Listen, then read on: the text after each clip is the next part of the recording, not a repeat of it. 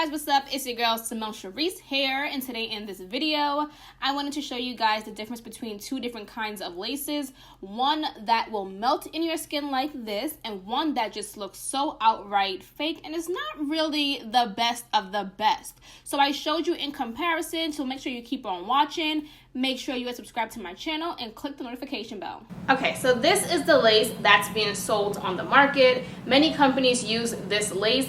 This lace is the one that's kind of like the one that won't really melt into your skin, and it's not going to be as seamless. So I know some people might not see the difference in it, and you might think this looks, you know, kind of okay if you just bleach the knots, but you're going to have a harder time making this unit melt into your skin. 3 ways you can tell if a lace is just like, you know, the cheap stuff, or it's going to be a little bit thicker. Okay, it's a thicker lace. It's not as thin and it's not as stretchy. The lace is going to be a weird color. It's either going to be a lighter color, it's going to be ridiculously white, or it's going to be that greenish, grayish, weird looking lace color. Another way to tell if it's not the best lace is the price point. If it's entirely cheaper, it is obvious that it's not going to be top notch and top quality. So here we have our transparent lace, and you can just see the entire difference. So it's more transparent. You can kind of see straight through to my shirt.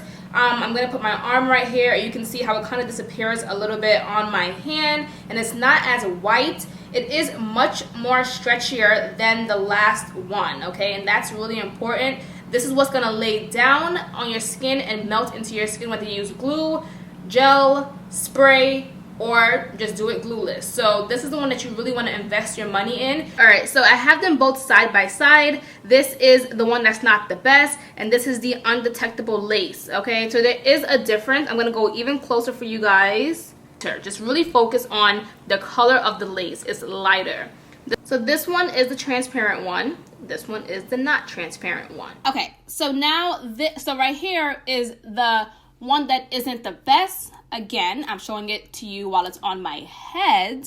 And then this is the one that is the best. Okay, so I hope you guys understand the difference between both and how to weed them out. Now, I went ahead and I added a headband into this unit just so that it could be entirely glueless. Now, these days, I am doing entirely glueless. Okay, when I say glueless, I mean no gel spray, any kind of adhesive to hold it down. I'm just using literally a headband because it's just so much more comfortable for me. Now, I went ahead and I dyed this hair red. It did not come red, in case you guys were wondering. I dyed it red. I think I saved what I used. If I remember, it will be down below for you guys to go ahead and look at. If it's not down below, then I just don't remember.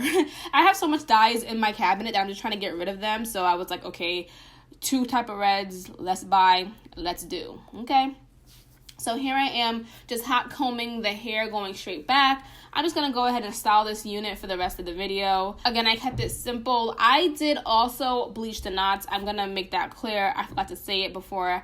I did bleach the knots, and I think I did a tad bit of tweezing. It was a very little bit, just because the hairline was so super straight, and you guys know how I am about my hairline being super straight. I am just not a damn fan. I need mine to look as jagged as possible because my real hairline is not the straightest. So here I took my mousse. So honestly, this is the only product that I'm using in the video. I used no other products.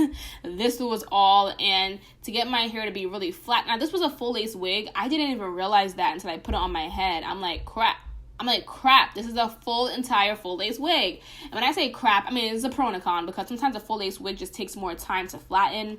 Sometimes you have some amazing ones that just flatten out instantly, but this hair was naturally wavy slash, I guess, curly. So it just needed a lot of TLC to go ahead and flatten it.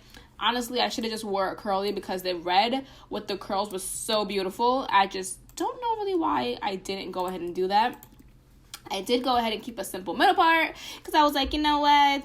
I'm always doing a side part. Let's switch it up on you all. I was going to say you hoes, but then I went ahead and just perfected it. I had to actually pluck this. There was a lot of hair in the parts where, in the areas where you needed to part. I find that so many companies are doing this, and I don't know why. I guess because, you know, you know, well, I see why. I'm lying. Sometimes with lace frontals, they tend to thin out in the top part. So it makes sense to put a lot of hair. It just takes more TLC to flatten that crap down. Because I'm telling you, honey, if you don't, it will look high and it will rise throughout the day. So I just feel like it's so important for you to really go in with that hot comb. Now, this part amazed me because I was like, wow, that lace is nowhere to be found besides by the edges of the lace. So the ends of the lace, where you can see it's kind of like scraggly. But this lace is so amazing. I loved it, and I love how it just stuck down with only mousse. Now, the parts by the ears, you're going to always have them dog flaps.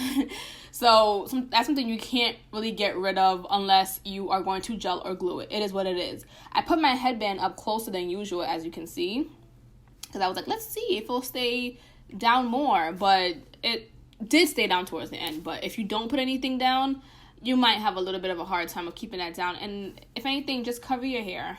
Just cover your ears with your hair. So now I'm going to just scoop some hairs into place. And then I went ahead, I haven't used this black head wrap in so long, this paper wrap.